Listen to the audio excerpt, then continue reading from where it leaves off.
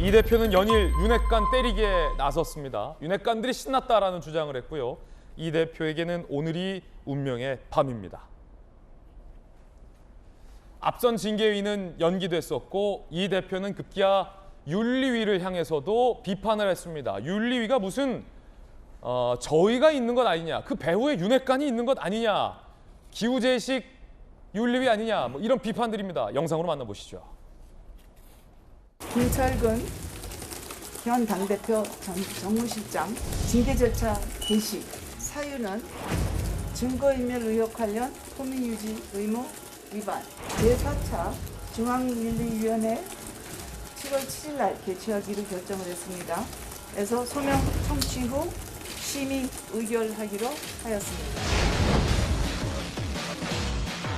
2주 사이에 뭔가 새로운 본인들이 참고할 만한 게 나오길 기대하는 거지. 거꾸로 말하면은 징계 때문에 계속 이름이 오르는 제 입장에서는 네. 이건 뭐 기회식 징계냐, 나올 때까지 기다리겠다는 거냐.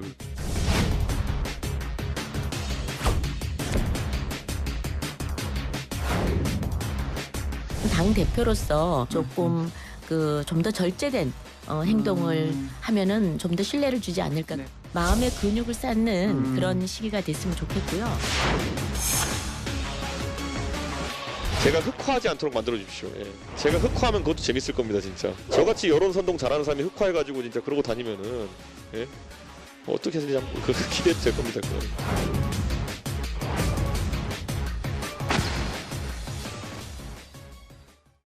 만에 하나 가정입니다만 설상가상으로 만약 오늘 밤 윤리위가 징계라도 결정을 내린다면 이 대표 본인이 말했듯 흑화해서 국민의당과 윤핵관과 윤리위를 공격할 태세인 것처럼도 보입니다. 그렇다면 문제는 징계 이후의 상황이 진짜 문제다라고 당내의 우려도 만만치 않게 제기되고 있는 오늘 아침입니다. 뜨거운 얘기 지금 다뤄볼 텐데요.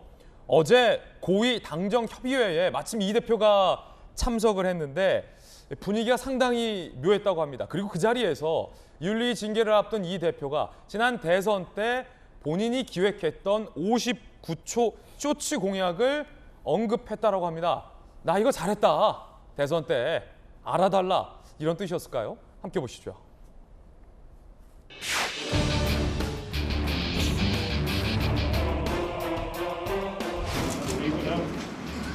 건배 한 번도 없어요. 오늘의 이슈가 한 마음인 것 같습니다. 한 마음. 윤석열 정부 마음. 윤석열 정부 한 마음.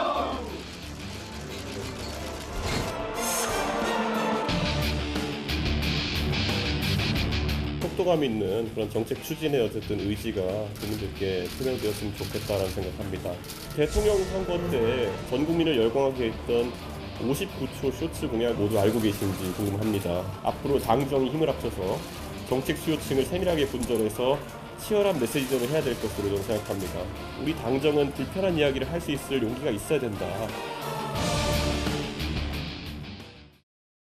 자, 이 장면이 상당히 의미심장해 보입니다. 기자 출신의 김수영 교수님, 이 대표가 주도했던 지난 대선 캠페인 중에 이 너튜브, 유튜브의 이 짧은 59초짜리 아주 짧은 광고 캠페인 영상이 있었어요. MZ세대의 입맛에 맞는. 그래서 뭐 윤석열 당시 후보, 윤석열 캠프의 특징적인 공약을 재미있게 이제 원희룡 장관과 같이 짧게 해서 올리는 것.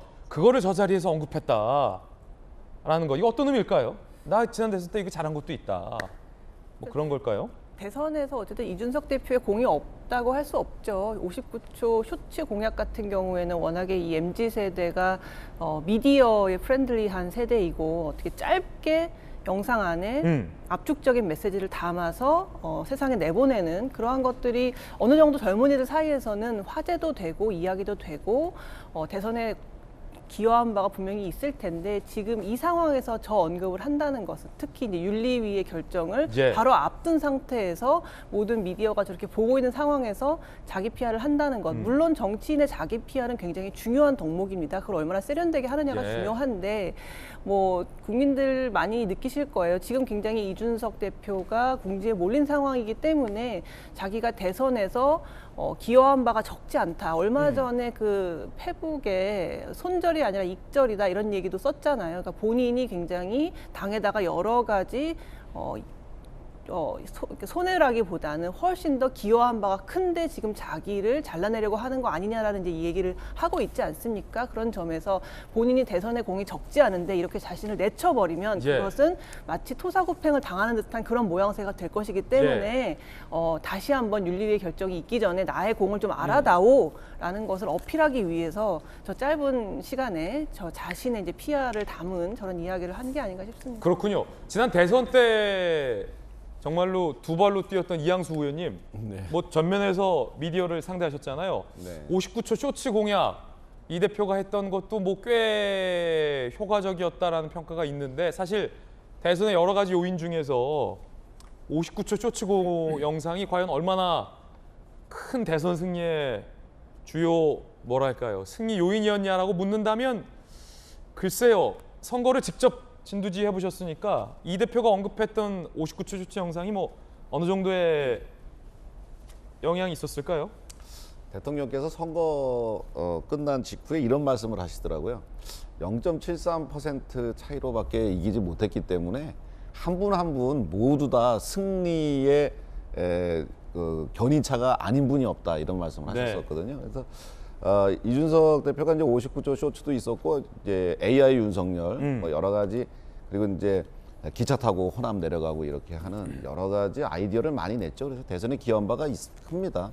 물론 이제 뭐 후보를 서울에 두고 이제 뭐 지방으로 무단으로 가셔가지고 당 대표가 대선 일정 보이콧한 것. 예, 그래서 좀 당원들한테 좀 아쉬움을 준 것도 있었습니다만, 그러니까 뭐 공만 있고 과만 있는 것이 아니고 공과가 다 섞여서 있는 거죠. 공과가 섞여 그런 있다. 것들을 다 고려해서 봐야 될 것 같고요.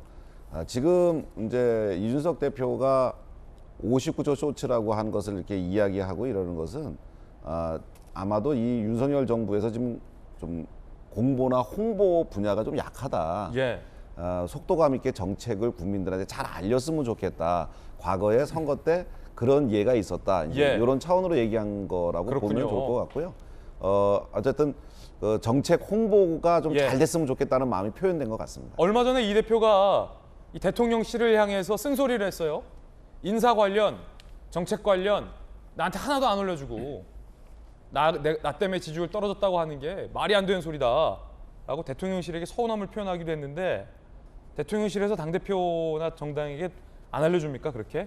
인사도 안 알려주고 정책도 안 알려주고 당대표 패싱합니까? 뭐 일단은 그 언론 발표 전에 뭐 당에다가 알려주는 게 기본적인 예의죠. 왜냐하면 여당이니까. 예를 들어 이제 청와대에서 예. 누구를 발표했는데 이 솔직히 남성인지 여성인지도 모르고 있으면 큰일 나거든요. 큰일 나죠. 이제 그러기 때문에 뭐 해야 되는데 사실은 지금 이제 인사 과정에서 예. 우리 당 지도부한테 그게 전달이 잘 안 된 측면이 있던 것 같아요. 아 그래요? 예, 그래서 그거는 권성동 원내대표가 고위당정 협의를 할 때 이야기를 해서 바로 잡힌 것으로 알고 있고요. 네.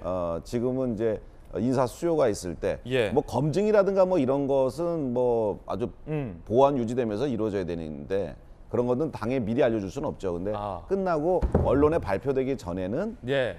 우리 당에 이렇게 통보를 좀 해주는 것이 지금은 예. 자리를 잡은 것으로 알고 있습니다. 지금은 알려준다. 네. 그럼 이 대표는 과거에 이제 안 알려줬었다라는 얘기를 요즘 꺼낸 겁니까? 아니면 요즘 대통령실에서 알려주는데 이 대표한테는 안 알려주고 권성동 원내대표한테만 알려주는 아니요, 겁니까? 그건 아니고 이제 최고위 그 당정 협의가 최근에 이루어진 거기 때문에 예. 그 예전 얘기를 하는 그렇군요. 예전 얘기를 지금 이 대표께서 하신 거다.